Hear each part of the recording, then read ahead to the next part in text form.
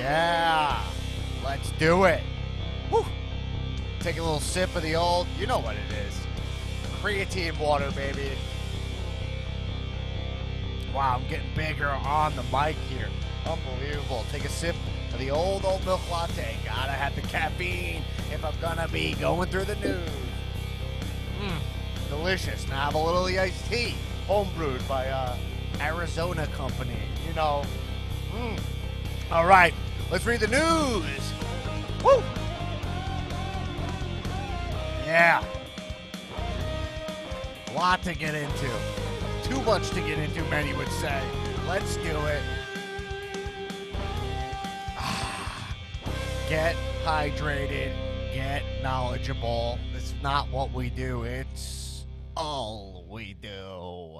Welcome to the Dan Black Attack podcast. And we are going directly into the Regular Guy News. Hello. RGN, the Regular Guy News, the least pretentious name in news, RGN, and I am your anchor, Dan Black, and here's what I think. Wow. And let's just get right into it and introduce the only RGN correspondent, Miss Erin Finnerty, out in the field of 1 mile away from my house in her apartment. Erin Finnerty.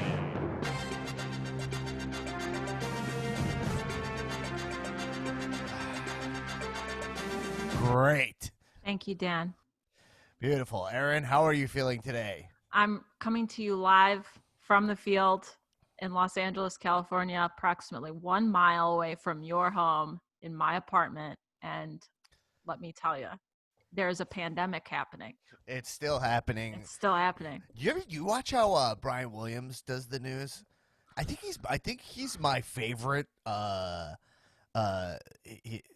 Does Brian Williams still do the news? Yeah, he's on MSNBC. They booted him over to cable after the 9/11 thing. Yeah, they put him on or MSNBC. The chopper or whatever. The show's literally called like the 11th hour. He's late. You know what wow. I mean? They gave him the boot, but he's still there. But he does a thing. He's got this great thing where he goes like, day 415 of the pandemic. You know, and then he'll also start. Yeah. If he talks about Trump, what he'll do is he'll be like, day 675 of the Trump administration. It's still no response to the pandemic. I love it. It's like he's like it's such a gimmick. He's counting. I love that. Yeah, see, I didn't know that, but I can hear his like news anchor voice in my mind's ear. Oh yeah, the guy's a total pro, except for when he completely lied about his experience. What did he pretend he went to Iraq? Yeah, I got him confused with Steve Ranazizi, who lied about being in 9/11. Another great news anchor, one of the top guys.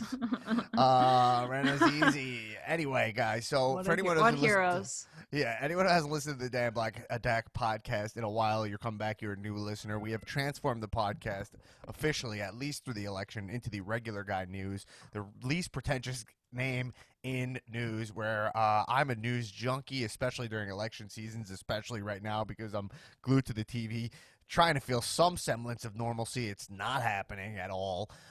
It doesn't help that I caffeinate and creatinate up to a storm, but I'm trying to see what's going on. But I find the news to be very confusing. I find the media to be kind of like too brief with all this knowledge. Where I feel like I'm a smart guy. We've been through this. The grades are stellar. I'm one of the top B students of all time. Okay.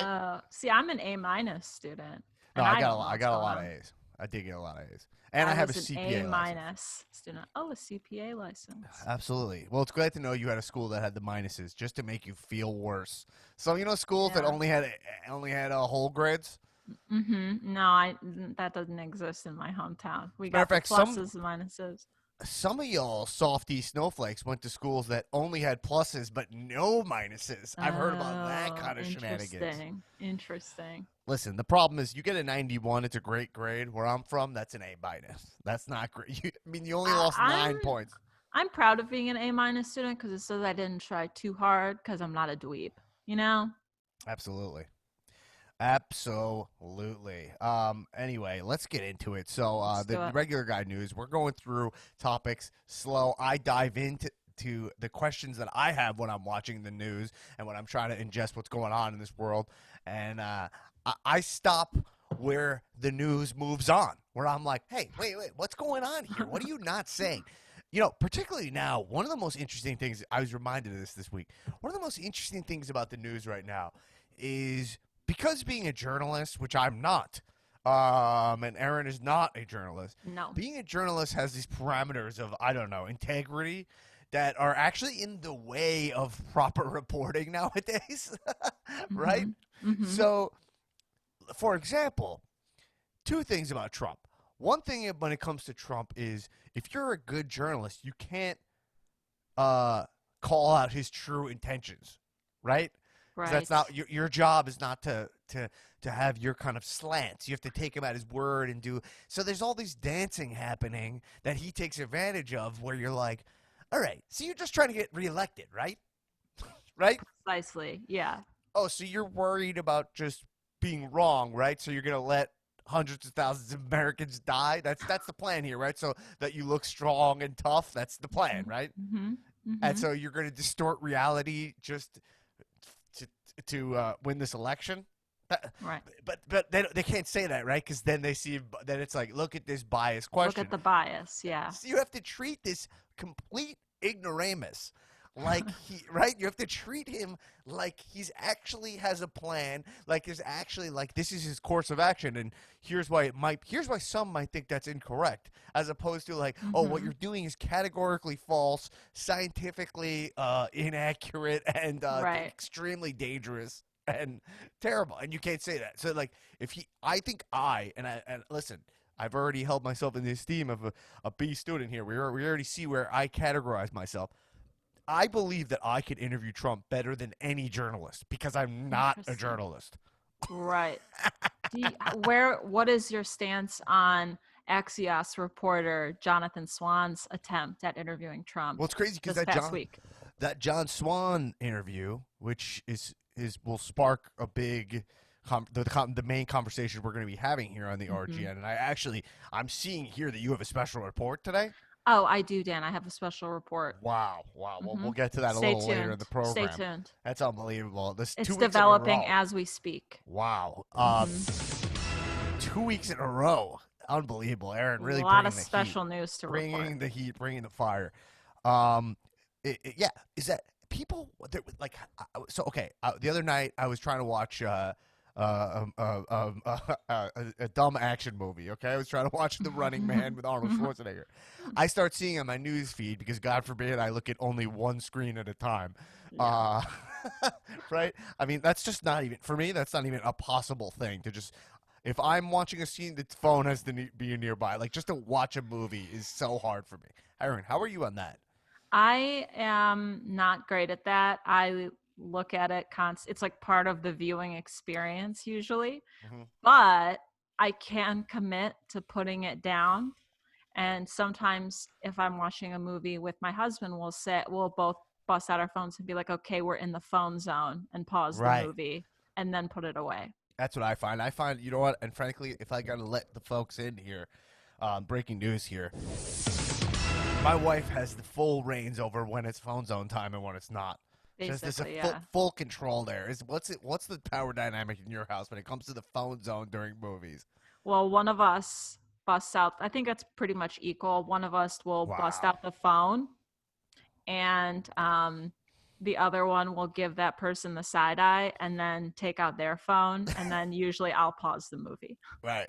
Hmm. Right. Well, maybe we'll look into that. Maybe that'll be a special report. Phone zone, power zone Yeah, dynamics. I mean, we're we talking have about the firsthand research right here. yeah.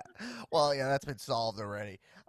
So, no, because I'll tend to like look at my phone. My wife has to really keep me in check. But I can Hmm. watch like if we put a movie on in the living room. I bought a big enough TV, and I knew it when I bought it. Where if I can make it big, and I can turn the lights down. Right, and then Yeah, literally, actually, one thing I do, I think is I recommend this to people. yeah. All right, in LA, okay. And we'll get back to what my original point was, which is about the John Swan interview on Axios. Right. Okay? Okay. We aren't journalists, so go to Supreme. Absolutely. We're allowed to veer, okay? I don't even okay. So when I moved to LA, if you go to movies in LA, this is common. ArcLight is the most notable place where they do this. They get up before they present the movie. Somebody gets out in front of the screen, comes out, and everyone. Sometimes people give a little I round of do. applause. I say, hey, how's it going? Absolutely. Me and Erin have been to movies together. The ArcLight, yeah. I respect the performance. This guy will come out. Mhm. They announce what movie you're about to see, the runtime, the directors, the stars. They tell you we'll be off to the side to make sure that the sound is okay. And let me Mhm. tell you, it is a nice touch that really gets you into the moment of like, I'm watching a movie. When I first moved to LA, I was like, that is the dumbest thing I've ever seen. Why do they do that? And now, not only do I love it, I do it in my house before me and wife watch a movie. My God, that is so smart. That's why you bought the big TV, so you can stand in front of it and say, tonight we'll be watching. Okay. It's a whole routine. I stand in front. I go, "This is the movie." I make up the I'm runtime gonna and stuff. do That's that. part of the gag. It's part of the gags. I make up the runtime, Yes. and I add like a star who's not really in the movie. You know, that's a little So bit of smart. that's a little I'm bit of gonna how steal funny I am. this. The people need to know How about funny this, I am. Uh-huh. right? And my dog's there, so I call it the bark light. Very cute, very cute. Very cute. But I'm saying that helps me look at one screen. Now, okay, back to the. I'm telling you, if you were looking for this quiet time with a loved one, make it a big deal to start the movie. You know, even make Yes. popcorn. Do one thing to make it separate than just watching TV on I any other night. totally agree. Maybe close the blinds. Maybe if you usually watch TV with the light on, turn it off. Right. Mm-hmm. Now, absolutely. Now, I have dimmers, which is in my living room, which is a nice touch. Wow, So it is like the bark yes, light in your absolutely, home. absolutely. Okay. So that being said, Yeah.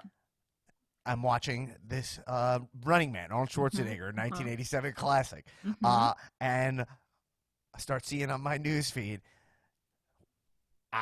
this Trump interview is nuts. This guy's done. like like literally like the most extreme stuff ever. So obviously, I had to pause the movie, put it on, and watch it. I found this interview to be. I found it to be like, I don't know why everyone was so shocked by it, because I was like, this is like classic Trump, right? I think people were blown by it because it was shot cinematically, and the interviewer was not a complete knob like everybody else. Exactly. Right? Yeah. Well, the interviewer is John Swan, is Australian, and I think that he offered a little bit more like pushback, not being an American citizen, Right. and that was unusual. And to me, it looked like an interview from like The Daily Show or Right. John Oliver, like a goof. And I also think people were probably surprised by it because the main question is, why did Trump agree to do this? Like, and look so terrible. Right. I mean, it's so clear that he's never seen Axios. Yeah.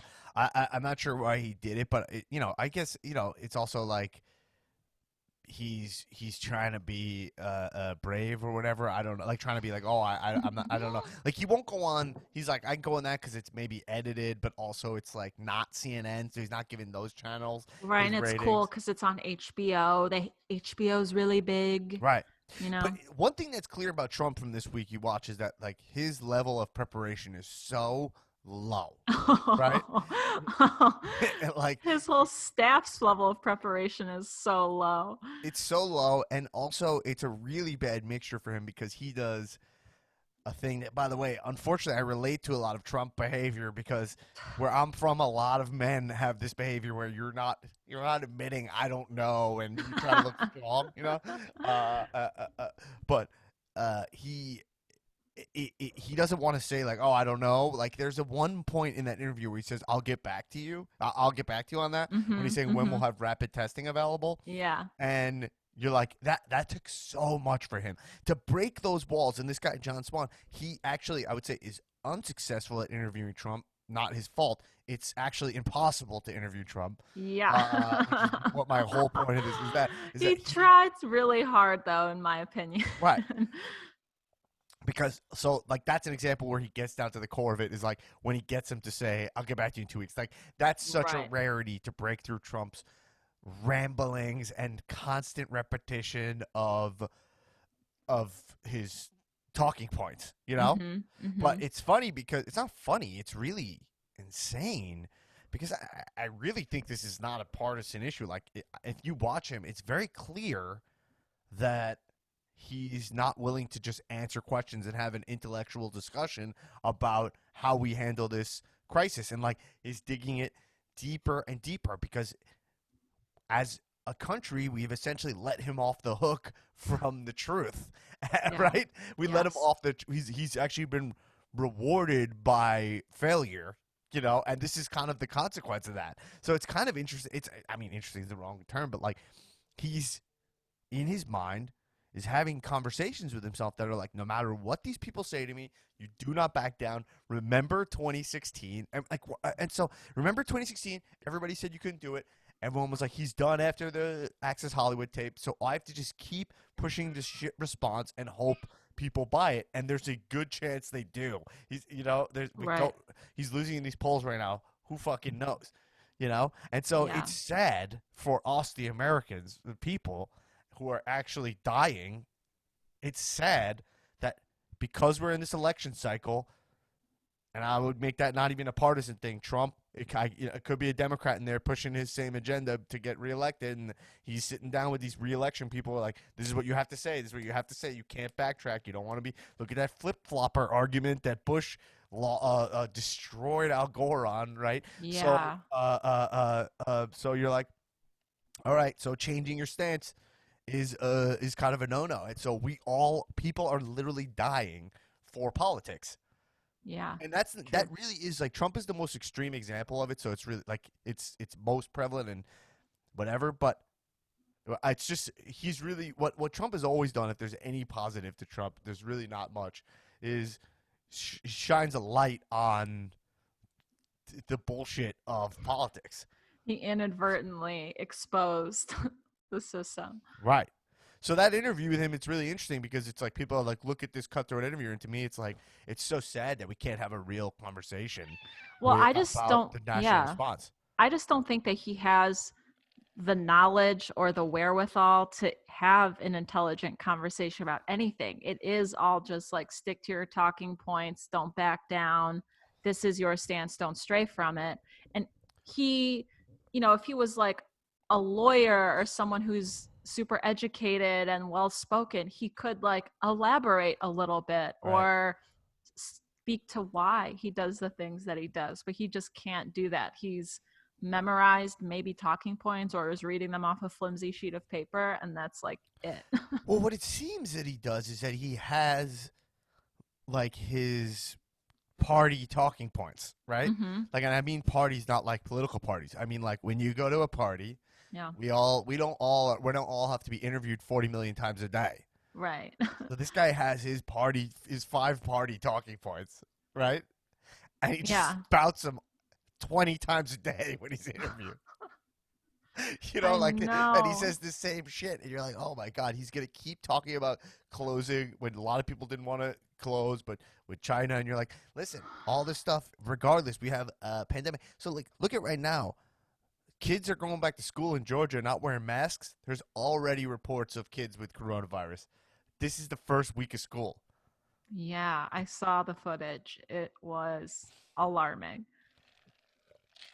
We really have no idea what this virus does to kids. It seems to be all right, but they spread it. They're saying, and Dr. Fauci, who we talked about last week, they're saying now that the virus in kids' mouths, they have more virus than an No adult. doubt. They're germ bombs. Right. That's just how it is. Like they become a breeding ground for that stuff. And then parents, like new parents, I know, especially end up getting sick all the time Right. because their kids just carry stuff. Yeah, like anytime I get in an airplane, I sit near kids, I'm like, I know I'm gonna be sick. Like I know it 100%. every single time. So it's yeah. I mean, this is the logic there. Anyway, all right. So let's talk a little bit about our election this week. Before we do, Erin, I think we Mm. should move on and see if we have anything in the regular guy news mailbag.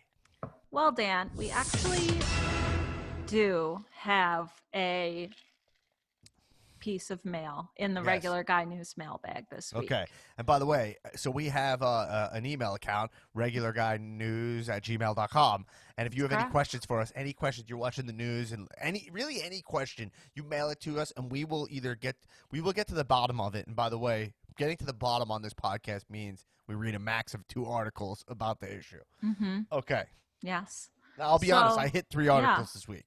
That's how much I care about the audience, but I had one topic, Wow. I hit 3 articles, and let me tell you, I didn't feel good about it. I felt like I wasn't really That's giving you my promise. that's like one article too many, but Yes. you know, that just shows your level of commitment this week. Absolutely. To the folks. Yeah. To the folks. So this week, listener Nick T wrote in to the regular guy news mailbag, Dan. Nick T asks, do we really need to save Britney Spears? Like, is she in trouble?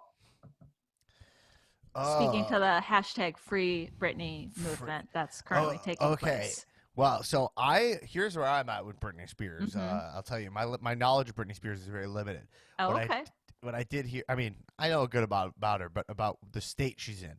Mm-hmm. I know that Britney Spears, my wife shows me sometimes her Instagram, Oh, interesting. Yeah. and she'll be like, "What's going on with her?" And I watch it, and it's bananas. The stuff like she Yeah. seems a little off. Okay, no She seems a little disrespect to off. old Britney. That's my opinion.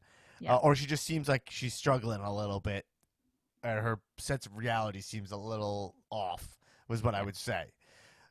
One thing I saw, she had like her shirt was stained. Like, yeah, okay, all right, Her shirt may have been stained. If you haven't visited Britney Spears' Instagram in the last year or so, in particular since COVID right, started, she's posting essentially all selfies that she may or may not be taking herself in her home, sometimes in front of a white background that does have also a stain on it, usually in shorts and some sort of crop top, right, or sometimes dance videos like the one where she broke her foot live on camera and you can hear it. Yeah, yeah. so she posts a lot of messages of positivity and, seems like she is healthy, but her mental state is, I think, where our listener Nick T is concerned. Yeah, so I know that Britney Spears also has her mom, like controls her finances, right? Yes. So after her mental breakdown in 2007, she was placed under a conservatorship under which her dad controls all of her finances and basically all the decisions that she makes for her own well being, which at the time made sense. But it's been over 12 years since Yeah, that happened. And her dad got sick last year, I think, or earlier this year. And the conservatorship, he let go of that, and now it's controlled by a manager or something like that. right, So she still doesn't have control over anything, and it's not just finances. Like, she can't drive. She got like in trouble when she drove last year. She can't go shopping. She can't buy things.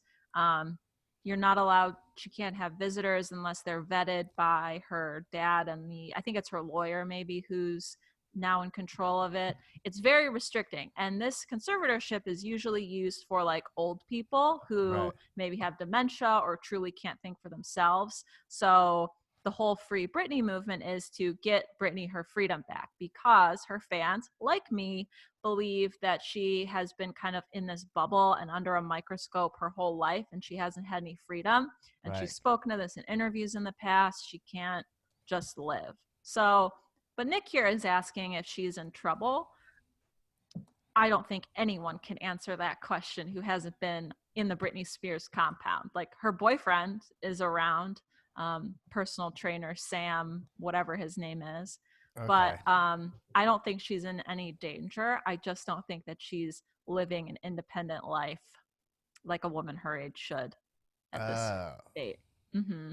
okay. So, do we? I guess the question really comes down to, not that we would ever know the answer to this, is all I'll say is this: she's Mm-hmm. a 40-year-old woman. Just let her Yeah. control her shit, and if she's gonna tank her life, she's gonna tank her life, right? Yeah. I mean, Well, and many people cover point the to, kids.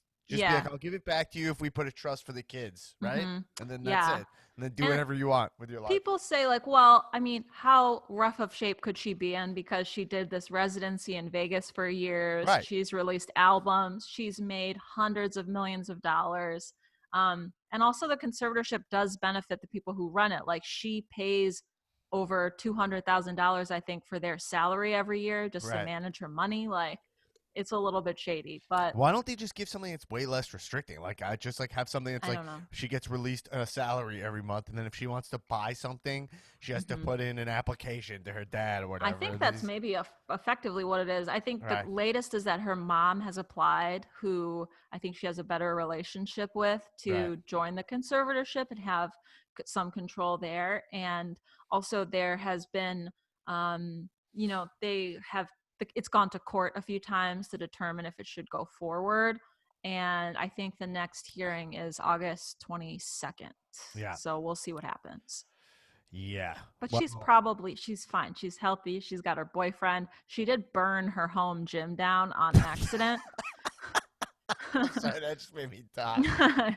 You didn't know that? You didn't No, know? no. Um, yeah. Oh man, I'm sorry that made me laugh. I feel bad, but what happened? How did she burn her She gym down? had some candles burning in her home gym, Oh, and it burned down. So now she works out with Sam in a different area of her house, but they're working on rebuilding. So I think she lost like her treadmill and a lot of her workout stuff. oh my God, R.I.P. to the Brittany's treadmill. gym. Yeah. Okay. Well. All right. Well. Cool. So good. I Free think that Brittany. free Britney. It sounds like we both say yes for you, right? Yeah, free Brittany. I mean, if not now, then when, right? I mean, I know. sounds like her parents are getting too old to handle it anyway. Yeah. So, all right, cool. So we're saying we want to lock that in. We're gonna lock that in as free I'm Britney. locked in. Yeah. All right. So we're both saying free Britney. Yep. All right, so let's move on to the topic that I've chosen for today's podcast, which is mail-in voting, which seems to be an extremely controversial topic. But it looks to be, from what I've looked up, from the 3 articles that I've looked at, seems to be not a very controversial topic, actually. But Donald Trump, Prez, is saying that mail-in voting is gonna actually, some of his quotes are saying it's gonna lead to like the biggest embarrassment in the history, that this election is gonna be a complete embarrassment. He's really concerned with the election not being decided on the same night, which I don't see why that matters at all, considering you don't get inaugurated for 2.5 months after. I don't think, right? January. Right. So you get it November 3rd's the election. You don't take office till January 20th. So I don't Yeah. see why that matters at all. It could, and then also, yeah, he doesn't even make claims about the another thing that they're pointing to is that in New York there's a Congress race that they don't even know the results for yet, but that actually has nothing to do with fraud. That was another election issue, but he doesn't even bring that up. Of course not. His pundits do on who go on cable news and say they bring that they cite that a lot. But basically, I'm just like, I didn't even think anything about mail-in voting at all. No. I voted in the primaries by mail. Actually, I didn't. My wife voted in the primaries by mail this time. I did also. I voted in person. And I will say this. I really enjoy voting in person. And even during the pandemic, I would vote in person. And I would feel, it's not that I feel more comfortable. Yeah, no, it is that I would feel more comfortable personally, just like knowing I went in and I did it. But it's not because I don't think my vote would be counted. It's just, there's something official about it. I think I like that, the ceremony of it, if that makes any sense. How do you feel about that, Erin? Do you feel like different, like voting? Do you vote when you vote? Do you go mail? Do you go to the booth? What's your? I voted by mail in the primary, and in the past, I have voted in a booth. Now, the last election that I voted in person, I lived in Philadelphia, Right. and the polling place was just around the corner from my house, and it was on my way to work. Now I live in LA, and we're also in a pandemic. So I have elected to vote by mail, and I will do that. And I just don't feel any type of way about it. Like when I send a bill, it arrives. So I'm trusting the process on Right. this. And it is nice to like know that I punched my ballot and walked away. But I think just in this era and this time, like, why not mail in your vote? I could turn up in person, but also, there's people who have to maybe mail in a vote, or so I don't know. I'm all for mail in personally. Yeah. Yeah. Okay. So, right. So we've done it. And I did Hmm. absentee when I was Yeah. in college because my vote was in New York, but I was in Delaware, home of presidential hopeful Joe Biden. Um, but yeah. So, is there anything? So, my first question really is: Donald Trump is really attacking mail-in voting, and Yeah. I'll say this first off, just from personal experience with the post office. I do a lot of stuff by the post office, and I find for years, I barely use UPS. I've always been like a USPS guy. I'm not. Hmm. I think it's just because I don't know. It's kind of a running gag in my house, similar to like how I like to vote. Like my wife's like, "You're always going to the post office," and I think I do. I find the I post office agree to with be like that. what? I think you do go to the post office a lot. Yeah. Because I find the post office to be. I don't know. There's something about the institution. I have a lot of respect for the USPS. Like I respect that about you, that you respect the post office. right. Well, I think like I used to live in Manhattan, 34th and between Hmm. 8th and ninth, Yeah. and right by that huge post office across the street from Penn Station, and I would see it, and on it, it basically looks like the equivalent of like it's like a Congress style building, like it Yeah. look, and Hmm. it says like through hail, sleet, it says that, and like Yeah. to me, there's something I always think back about like the postmen of horseback postmen back in the day who literally were Right. like going through whatever weather like I find it to be one of the uh one of the like the tent poles, one of the of our democracy. Like I find it Yes. right. So Yes. I think It is a tent pole, and staple. it's a staple, and it's an institution in America. I mean, stamps, like, come Right. on. Absolutely. Like I don't collect stamps or anything. I'm not a pedophile, but I'm saying Right. But they are pretty rad. Like the Elvis stamp is legend. And absolutely. also, yeah, think about your neighborhood mail carrier. Like those are hardworking folks. Like we see the same guy here all the time. Right. He comes to my door. I something about maybe like to me that I associate what many people associate like going to the Tasty Freeze with Americana or whatever. I see like those weird postal trucks, that Hmm. like you're like With the I'm not driver's sure. side on the wrong side. Yeah, you're like, is this economical to build these trucks? I don't know who decided to make these trucks.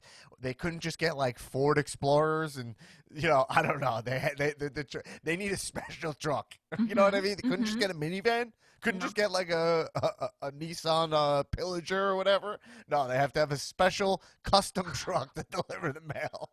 I am looking at leasing a Nissan Pillager in A Nissan Pillager, my next vehicle. absolutely. Yes. It's everyone needs a Nissan Hmm. Pillager. That's what I'm calling the Nissan Pillager is officially what I'm calling whatever those mail trucks are. Those Okay. box mail trucks. Those are Nissan Pillagers. Hmm. Okay.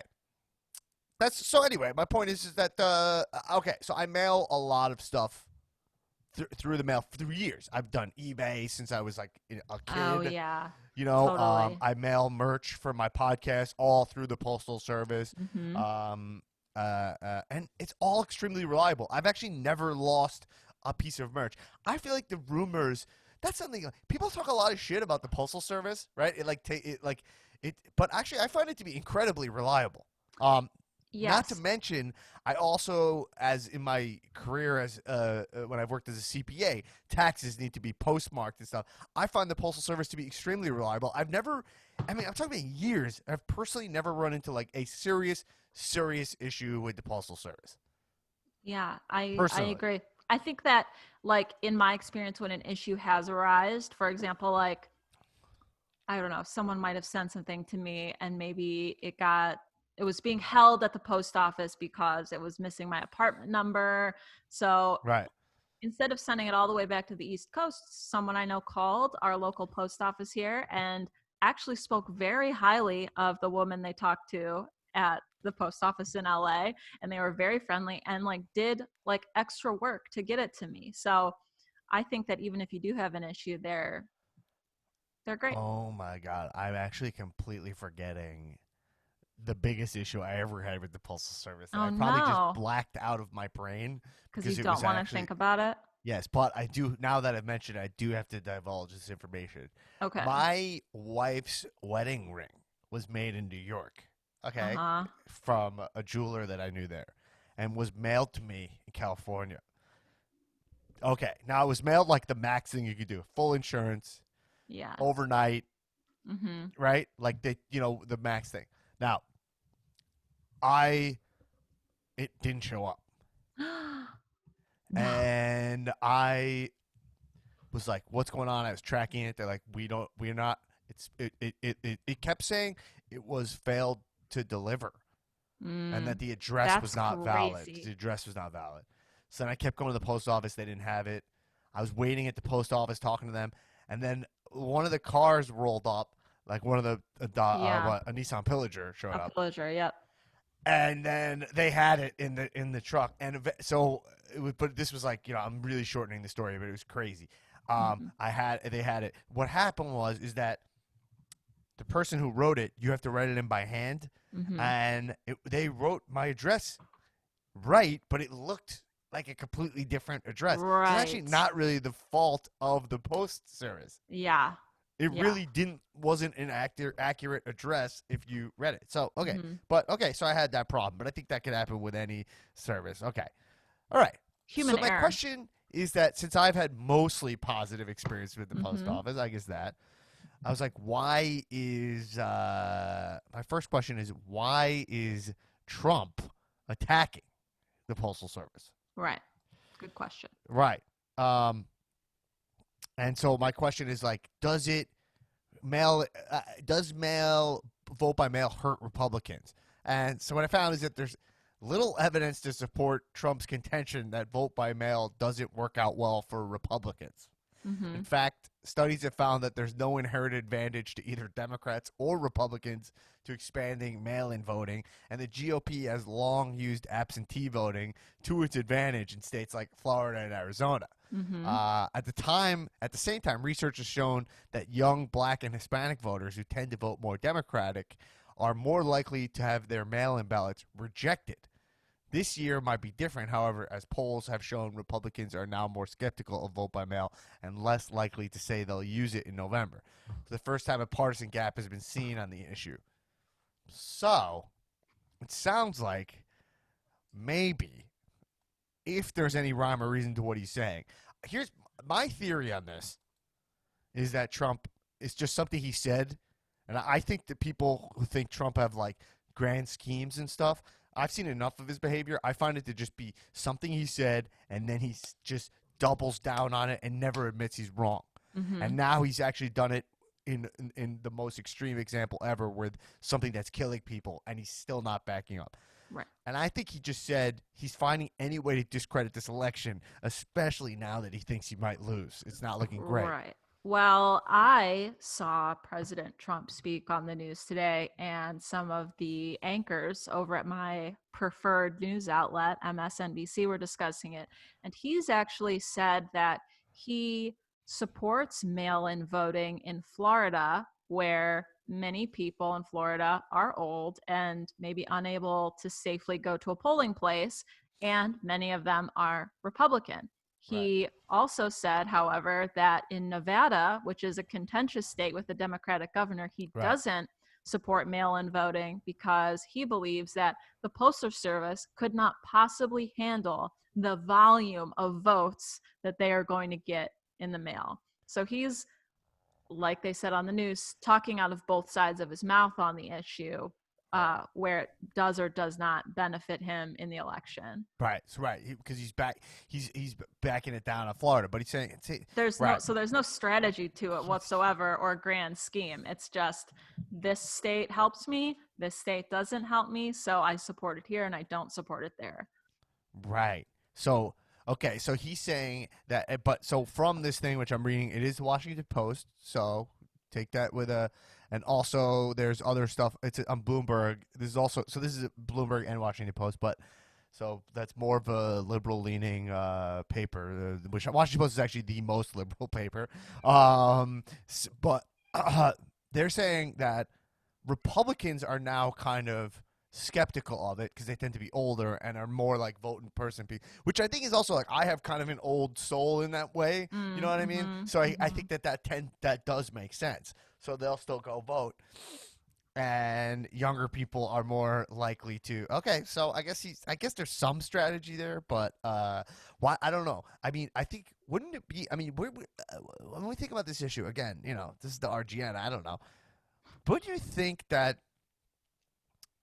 we have to have polls open no matter I just think I feel like you cannot have an election without the polls open in person at all. Well, I think that the polls are open, right? Right. Like You're just giving people two options. I'm fine with that. yeah. That is right.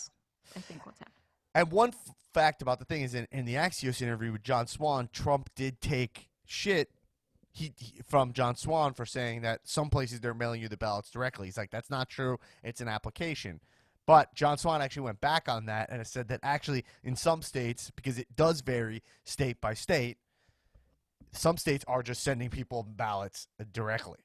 So then I actually don't really understand what the safeguards are there, for that. If somebody could, I guess, go through people's mailboxes and sign it, you know what I mean? I actually don't. Well, I mean, that would be, I guess that's a federal crime, right? So hopefully they're, I guess, not doing that. I don't know. Right. And what I'm reading though is that it's none of it is within the margin of error anyway. Yeah, exactly. So that's why it doesn't really matter. Okay, so let's get into mail. How many states are offering access to mail voting during this pandemic? And they're saying almost all of them. 46 states now offer access to some form of mail voting to all voters. So, but here's the deal with it: is that overall, and this is before Trump, is that the expansion has been very bipartisan. 24 of the states have Democratic governors, and 22 have Republican governors. But all the limited pushback of it has come exclusively from Republicans. So Republicans are the ones against the mail-in voting. Right. All 4 states that have not expanded mail-in voting are Republican. So Texas is one of the 4 states that hasn't expanded access to mail ballots. And they're engaged. Yeah, so what did he say? Fear of contracting COVID-19 does not amount to a sickness or physical condition as required by state law. So that's what they're saying. They're saying that we shouldn't do it because it's fear of contracting it does not amount to because that's what you need to get an absentee ballot. Right, right. So they're saying this does not count as absentee. It's not important enough. Okay. Yeah. Experts estimate as many of 70% of all ballots cast in November's elections may be cast by mail. So this is a lot, but all the states that have done mail-in balloting since has been successful. So here, how do Americans feel about mail-in voting? Okay. Here, well, we basically covered this already, but 49% of Republicans, whatever. I don't really care about that. Okay. So what have President and Republicans in Congress said about mail voting? So let's just see what their complaints are. Okay. Oh, my God. He has tweeted a number of false claims about what states are doing, including saying it was illegal for the Secretary of State of Michigan to mail all registered voters in that state ballot request forms and misrepresenting California's decision to mail all registered voter ballots. Okay. I don't think – what does he think? He's going to shift He's gonna make California Democratic. Yeah. I don't know. Trump. Okay, this we talked about.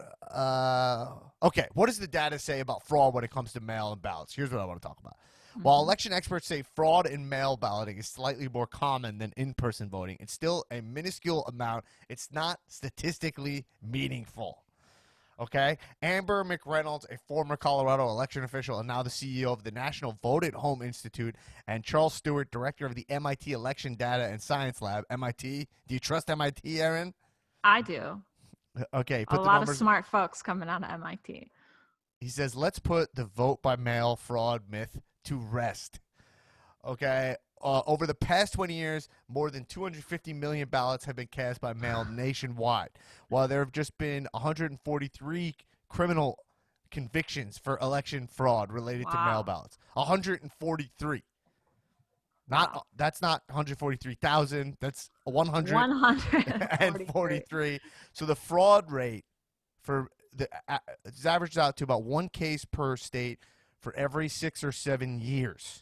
Okay. Wow. Mm-hmm. And the fraud rate for mail-in voting is 0.00006%. Not a problem. No, not enough to sway an election. Expanding voting by mail will be a challenge in most states. So they're acknowledging it's a challenge like I'm saying, right? But they say, but there's no evidence that mail balloting results in rampant voter fraud, nor that election officials lack knowledge about how to protect against abuses. Okay? Right. Okay, so, and also, not to mention, this is a separate thing, but the United States Postal Service, we're familiar, USPS, have put out a statement defending themselves, saying we have ample capacity for this process. We're fully ready to go. Yeah.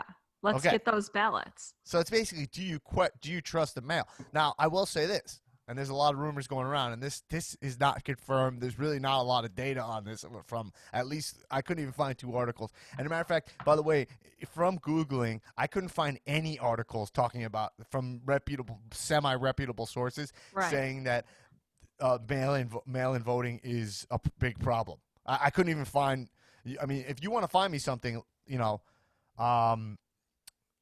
reputable source. Regular Guy Mail. With sources. Yeah. RegularGuyNews@gmail.com. Send it to the mailbag. Tell me about a source, and tell me, and if you vouch for the source, I'll read it. But I didn't find anything like that. And what were we talking about?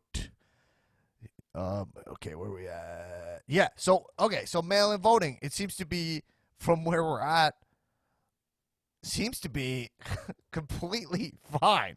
Yeah, and that's the general consensus. Yeah. And yeah, so here's the other unsubstantiated rumor. So right now, I'll say this from my personal experience. I have a package right now from the mail. Okay. I play Magic the Gathering, the card game. Many people know this. Many people know this. Playing since I'm a kid. I like to order cards, okay? Yeah. I've ordered cards to the mail for a long time. I have a package that is significantly delayed. It's just like one card in an envelope. Right. With a tracking number, okay? Not sure why. Not really a necessary thing. But this is what the seller did. Right. And it's delayed. Now, interesting enough is there's a lot of rumors right now that Trump is fucking with the USPS to make people. And so I have another friend who was delayed, and I messaged the seller because I read this, that there was delayed. I said, hey, did you mail it? They sent me the tracking number. They said a lot of our stuff has been delayed with the United States Postal Service. Interesting. We had a package that was shipped to our house, and I had to write to the seller and say, hey, where's this package? And they said the exact same thing, that they've had a lot of issues with their shipping lately. Right. So I'm looking this up right now. Postal Union shares concerns over new directives. So 2 postal unions say leaving mail behind is one of several new directives from the Postmaster General, Louis DeJoy. This is a complete really? 180. The PMG? Yes. Oh, you familiar with Yeah, I know the PMG. yeah, Mm-hmm. the PMG. That's you know what? That's a position that I would love to have. I would love to be the Dan PMG. Black for Postmaster Master General This 2024. is a complete 180 from what we've done. He said, wow, this is not your letter carrier's fault. He's saying, oh my God, I'm trying to find the right quote here. I'm looking this up. Mm-hmm. 30 years I worked for the Postal Service. When we came in the morning, it was always our old mantra that whatever was there went out that day, and we delivered that plain and simple. That's Yep. no longer happening. And this is from the mandate of the Trump-appointed PFG. Oh, Uh, brother. with manpower, with COVID, with injured and sick letters, manpower is at a premium at this point. And to the Postal Service credit, here in the district, they're holding it together pretty well. Mm. In my opinion, this is being done intentionally. There's no intention to try to destroy or besmirch the reputation of the Postal Service. So he's saying there is an intention. Sorry, that makes sense. I was like, Yeah. wow. So we already know that the Postal Service is close to being defunded. Trump is fine, and the Republicans seem fine letting the Postal Service go, which is actually fucking bonkers. That doesn't So make we're gonna any let sense. USPS and FedEx just have their prices go out of control, right? And let this institution that let go. Yeah. So look, this is. I mean, I'm gonna track this closely. I don't know. I don't have anything credible on this, but if Trump's actually undercutting the mail service, Right. To affect their reputation and make people question this mail-in voting system. It all all I'm ties back to saying mail-in is, voting. yeah. How often? Well, so you have a delay of something from the Postal Service? We had a delay, but it was just by a few days. And um, yeah, that was it. I actually, as we speak, have a Bart Simpson keychain that is Right. out for delivery by USPS as of this morning. So Right. next week, I can confirm whether or not that arrived in a timely fashion. Right. Well, if it doesn't show up, don't have a cow, man. Hi. Folks. Hey. On the surface, we don't know if that's him trying to hurt. All right, hold on. This is important. I don't want to use the word voter suppression because nobody wants to believe that that's happening in the U.S. But the intentional delay of mail with the destruction of this delivery network, I don't know what else you can call it. He believed that the newly appointed Postmaster General has a lot of conflicts of interest. Okay. Mm-hmm. This is. Let me get who this guy is. This is. I want to get this exact dude's name. His name's Grosspock. David J. Grosspock Jr. He's the union president of the National Association of Letter Carriers branch 3 Buffalo and Western New York, which Mm-hmm. represents hundreds of letter carriers. Okay? Mm-hmm. Mm-hmm. So this is a guy out, this is boots on the ground. Yeah. Okay? Yeah. And then he said, on the surface, we don't know if it's him trying to hurt the USPS in order for his companies maybe to gain some work for their companies. That's the thought of, hey, it's out there. The president said he doesn't like this. He's afraid of this. This is the guy that the president wanted to be Postmaster General. So we can only assume that if that's the case, that's another reason why we're seeing a lot of these delays or failures. So I don't know what's happening with the Postal Service, but it doesn't look good for at the bare minimum. It seems to be an incompetence of the president. Yeah. Wow. Okay. So here's the last question we'll have about this. Then we'll go to our special. Then we'll go to our. So we're seeing that there's no fraud. There might be federal undercutting of the United States Postal Service, and there are some challenges to it. But it doesn't seem like Trump's even just like similar to. Why would we ever believe that he has any intention of making this election happen? He hasn't risen to the occasion of getting us the proper testing for COVID. Right. So it seems perfectly in his wheelhouse to undercut this process also. Mm-hmm. Pretty nuts. Yeah. Believable. Okay, is it feasible for the entire country to vote by mail in November? The idea is popular with Democrats in Congress, including Amy Klobuchar. They introduced the Natural Disaster and Emergency Ballot Act earlier this year.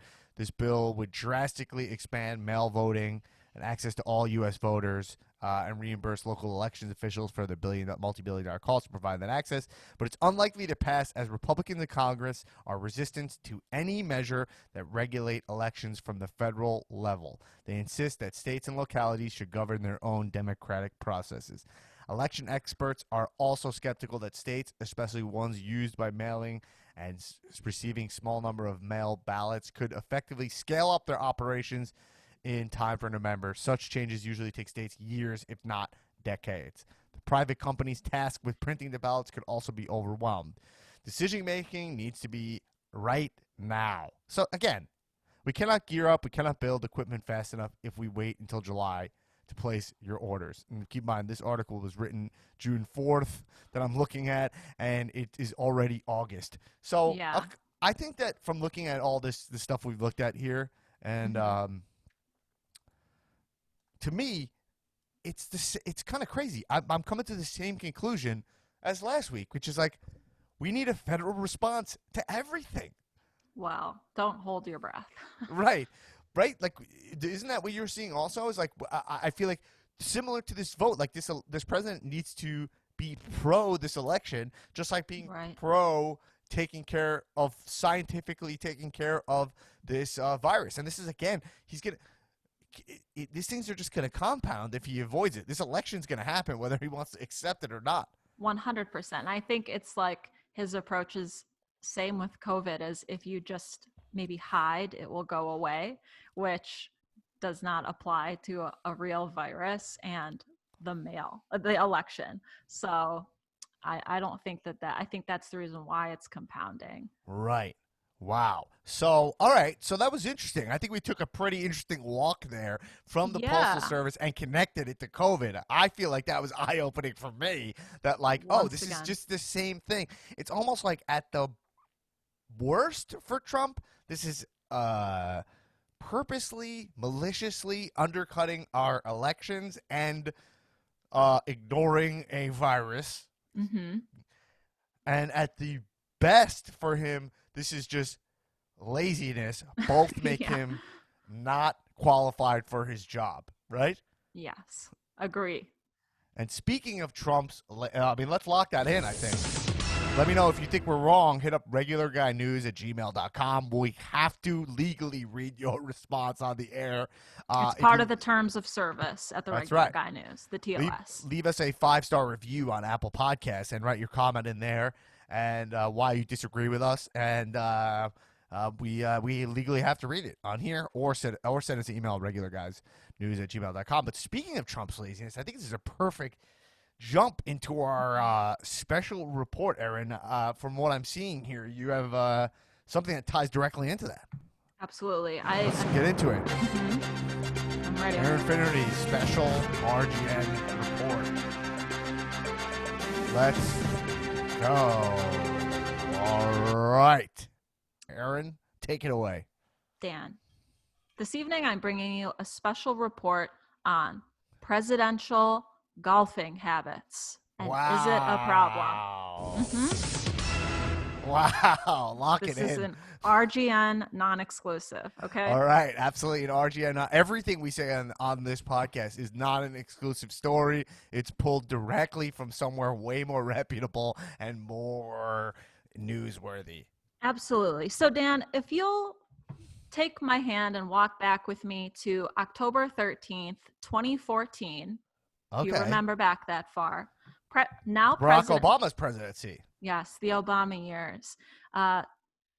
Then just regular old Donald Trump tweeted, "Can you believe with all the problems and difficulties facing the U.S., President Obama spent the day playing golf? Worse than Carter." He also told supporters at a rally that if he is elected, he said, quote, "I am going to be working for you. I'm not going to have time to play golf." Okay? Oh, my God. This was pre-2016. I see where this is going. Okay. Now, statistics show, and there is a reputable source out there, which I will name. It is called Trump Golf Count. They track President Trump's golfing habits. There's actually a whole data sheet that outlines the day he golfed, where, and also what was going on in the country that day. according to Trump Golf Count, so far in his term, he has had 268 golf outings. His projected outings per year average is 87 rounds. Now, you can compare this to President Obama, who Right. averaged 42 rounds per year, and Yeah. George W. Bush, who did not like golfing, averaged 24 rounds per year. Right. A key difference is that President Trump has played 100% of his rounds at private clubs, which he Oh. owns the majority of. Now, Barack Obama played 61.5% of his games at military golf courses. So do with that information what you will. To me, it says Barack was maybe at a military golf course and taking a meeting while golfing with maybe a general or something like that. And I have personally, this is an RGN exclusive because I counted it by hand. I have counted 21 golf outings since the COVID crisis began in early March. Now, this is problematic, yes, because he is golfing while we're, you know, one day he golfed when 950 Americans died from COVID-19. But it's also an issue because we are paying for these golf outings. And why don't you take a guess at how much President Trump's 268 golf outings have cost U.S. taxpayers in his term so far? How 268 golf outings? Mm-hmm. How much they cost us? So that would factor in full staff would be like Secret Service. The flight would be like the fuel of flying. Mm-hmm. Whatever press he has to bring with him if he has to do anything or whatever. Right. So I would say this is cost at least. I'm gonna say. I mean, I have no idea. Just take whatever a stab. It is, I'm gonna say full 50 million. Not even close. According to Trump Golf Count, it's estimated to have cost U.S. taxpayers $138 million, these golf outings. Other media outlets report similar figures, but all well above $100 million. And as you said, these trips cost so much because Air Force One, for example, to take a golf game at a West Palm Beach club, it costs a round trip on the flight is $1 million. Okay. And this also includes security and things like that. Now, if he wants to just like slum it and go golf in Jersey, it only costs $500,000. Right. So, yeah. So that is basically where we're at as of yesterday when I prepared the special report. Wow, I used to Trump's golf at Christopher Molly Park in Long Island, New York. It would cost me $18, and I thought that was a lot of money. Yeah, it seems like a lot. It seems like a lot. I used my grandfather's old clubs, and he had like the golf bag wasn't like even a sturdy golf bag. It was like one of those sock, like like a dirty sock golf bag. Your grandmom like knit it maybe for him. Everyone would make fun of my dirty sock golf bag, but I didn't have enough money to pay to rent clubs, so I'd have to use my. You didn't have U.S. taxpayer dollars at your disposal. No, I mean, it cost me $18. So Trump can't golf for $18? Evidently not. So no one wants to give the president a free round, even? Well, I mean, if you own the club, I guess technically. Yeah. So anyways, the question is this problematic or not? Well, he's on track to, I mean, the spending seems problematic.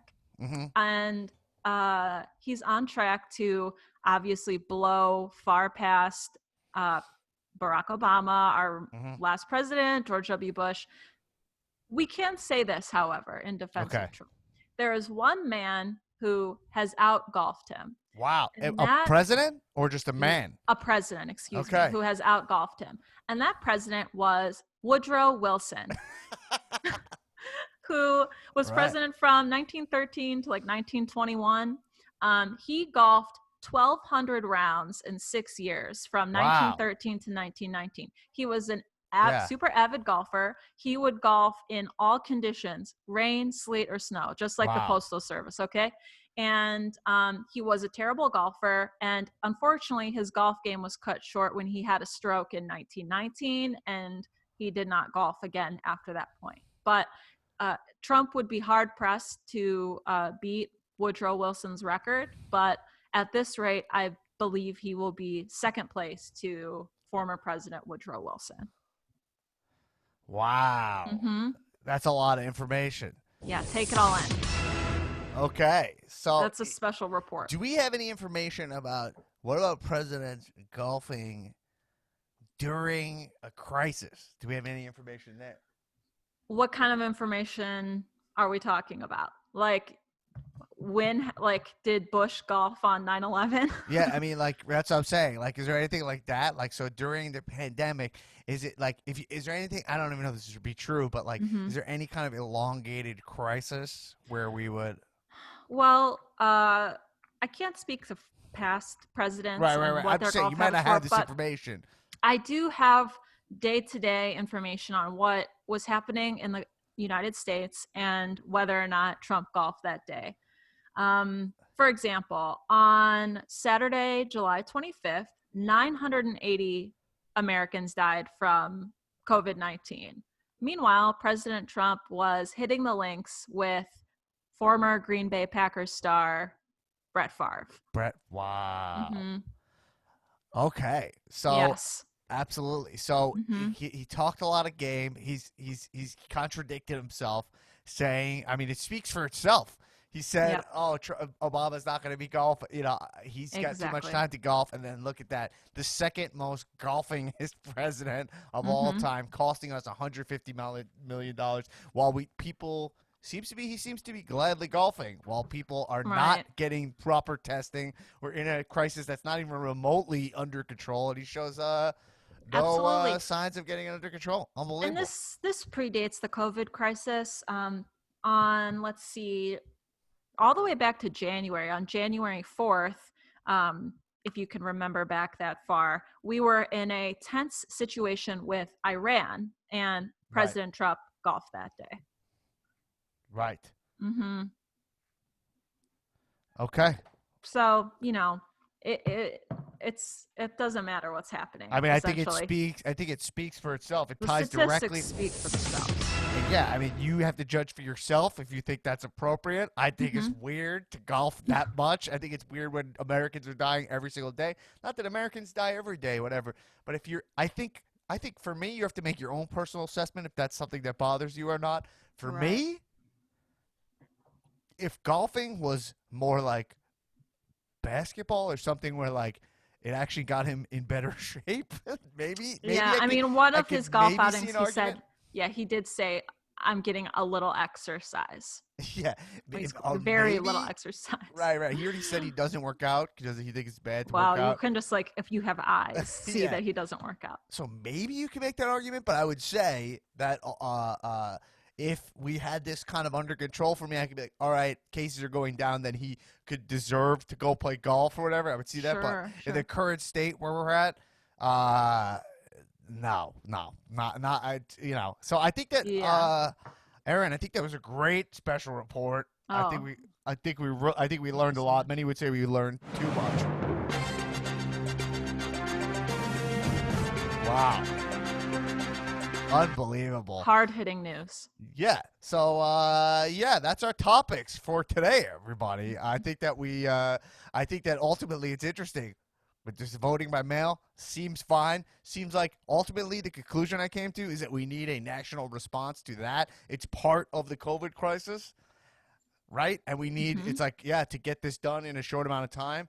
He's undercutting it by not trying to make our election safe for everyone, just like he's not trying to make schooling safe for us, it seems to be. And also the golfing, which is the most golfingest president, second most golfingest president of all time, most golfingest president during a pandemic, I would venture to say. You are correct. And it seems like that's an example of the time not being used. So, hey. If you guys disagree with us, hit up RegularGuysNews@gmail.com. Let me know. Or if you agree with us, hit us up in the mailbag. If you have any questions about anything, literally, it could be literally anything. We will dive into it and read at least 2 articles about it. And rate us 5 stars on on Apple Podcasts and leave us a review.